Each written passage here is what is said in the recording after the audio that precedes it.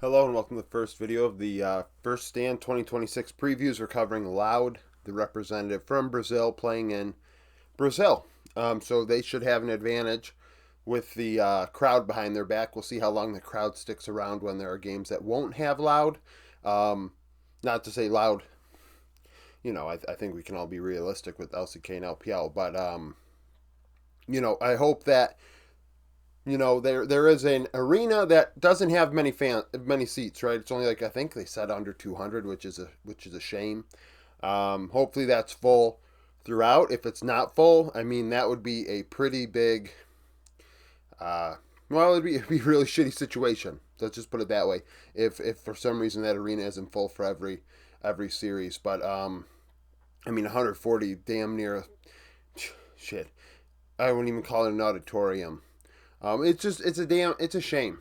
Riot really fucked that up, big time. But regardless, we have Loud. Average age 23.6 years old. They've made a roster change in the last couple weeks. Somehow, some way got here.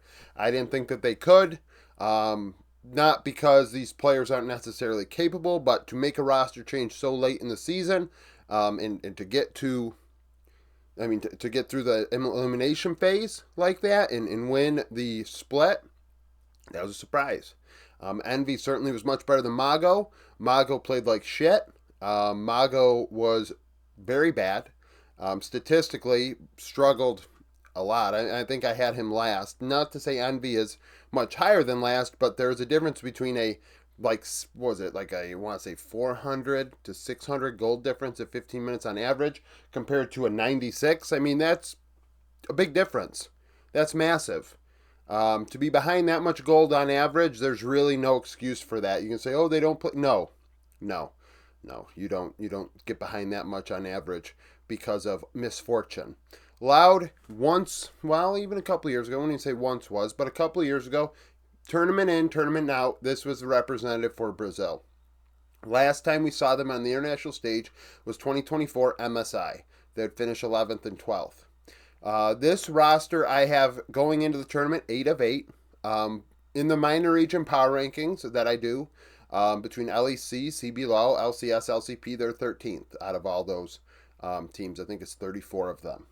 In top lane, you have Zeno. Zeno, 19 years old, on loan and now on the team from Vivo Keat Stars. Zeno's a very good player. Statistically, he was very strong last year and earned this opportunity. And really, after what was a rough first week or so, he turned it up. And down the stretch was their best player. Statistically, there were not many top laners that were better. I have him 5th going into this tournament right now based on how he's performing of the top laners. 3.9 KDA, 66 KP, 9.3 CS per minute, so the team makes sure he's involved. 2 out of every 3 kills. You'll see some top laners at this event around 50%, and that's a very different look. That's a different vibe. If a team is not fighting around their top laner versus fighting with their top laner, it's just a different way to play the game. 9.3 CS per minute is very high. High resources out of him. 143 ROI as a result. High farm means high reliable gold importing, if you will. He's getting in a lot of gold, so regardless, even if he's dealing a normal amount of damage, the ROI will suffer. That's a solid ROI. 2% share differential. Vision efficiency, very good. Very good. 3.84. He does not waste wards. Warding is the most underrated part of a player's profile. I've said it a couple days ago after Cloud9 lost to Furia, and in my opinion, it was because of Sven not warding. He had wards in his pocket and got ganked both games. If you do not ward, like what I said in the tweet, vision efficiency and vision control may not win you the game by itself, but it certainly can lose you the game. So using your wards wisely and doing proper scouting to know where the fuck to put them is important. So 3.84 is very good. Laning wise, I had 133 gold on average. He's the only player on this team on average at 15 minutes with a gold lead, which is a problem. Not for him directly, indirectly, because he's going to lose because of it, but 2 out of every 5 games we see a solo kill for him. Nearly every other game a new champion played. Sion, Ambessa, Kesante account for 47% of his games. And they didn't play, no, he played There's nothing bad about his champion pool necessarily. He is the only one to play a Kali, though, at this event in the top lane in 2026. That's not to say other players can't. Of course, Keen, Bin, etc., they could, but they didn't in 2026. So that's something interesting in his champion pool that other people don't do.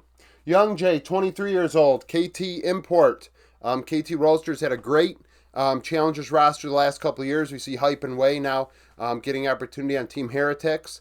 We see Zinni on Shopify Rebellion, casting on Breon. There's no surprise there. KT had quite a wagon in Challengers. Now, 2.8 KDA, 71 KP, 7.2 CS per minute, all pretty standard numbers in this meta.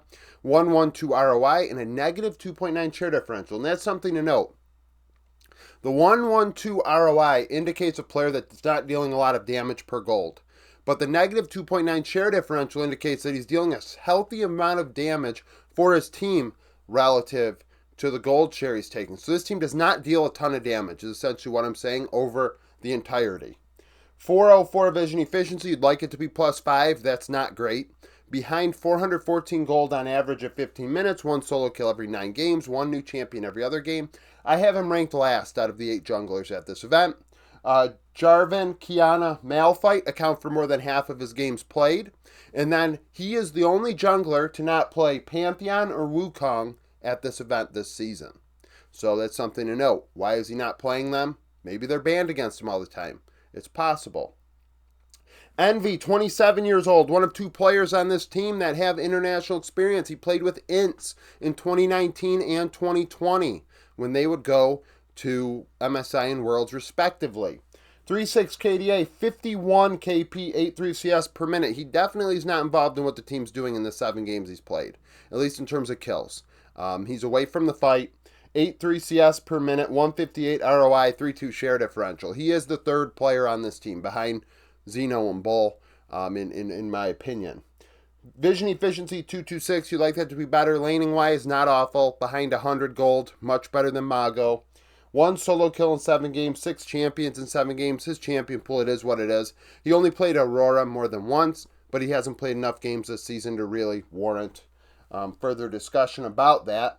Internationally, he's got 2 wins, 9 losses. He struggled, but that's going to happen.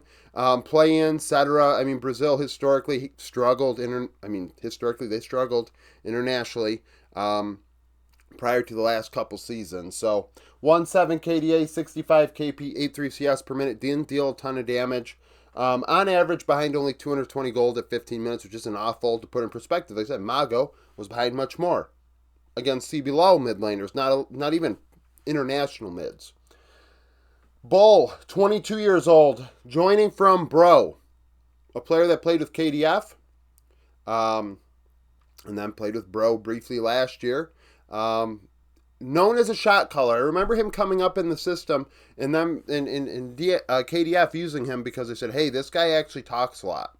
And I do not listen to comms, so I can't say one way or another, but one would like to think that he does take on a role in that way.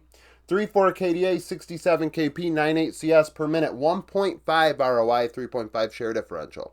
Like I said, not a lot of damage from this team. But they do fight. I mean, the thing is, the last 7 games really fucks the stats up compared to the first, 12, because it's the mid laner's a hell of a lot better. But 263 vision efficiency, behind 450 gold at 15 minutes. So if we do the math here, and I know, those that, believe in magic hate math, but behind 784,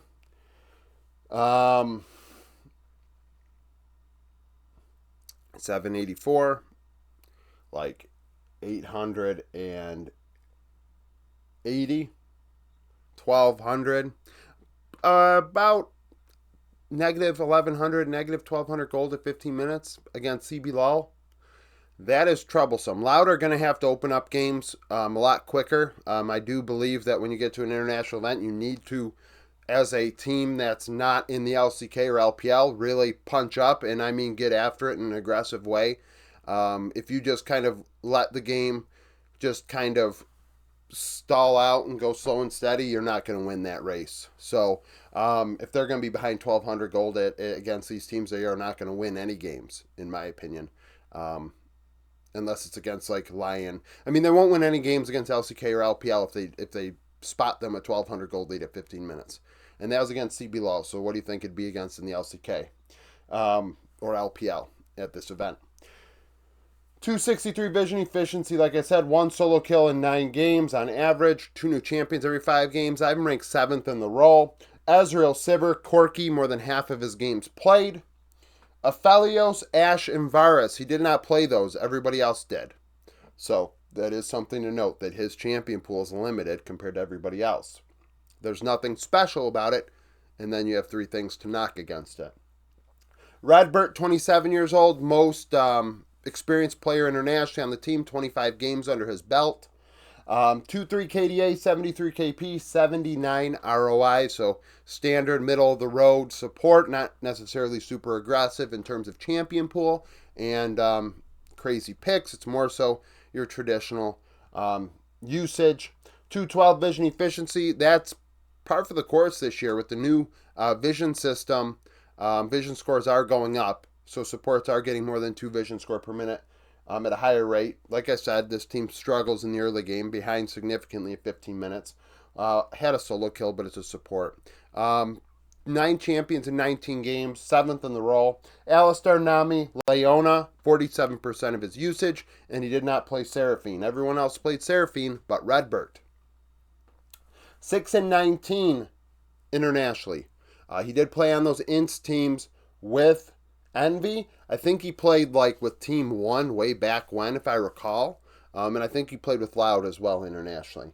1-1 KDA, 67. I don't know why I didn't put the KP on here. That would have been an easy slam dunk. KP I have. I forgot to write it. Behind 121 gold, whatever. Redbert, more experience than anyone else on this team internationally. Ray's no coaching experience internationally as a head coach. So there is that. Luckily for them, they do not have to travel. They're playing in their backyard. So we'll see how they do. Thank you for watching. If you liked the video, like it. Subscribe to the channel for daily League of Legends content. Follow me on Twitter, join the Discord, become a YouTube supporter, and hope to see you again tomorrow.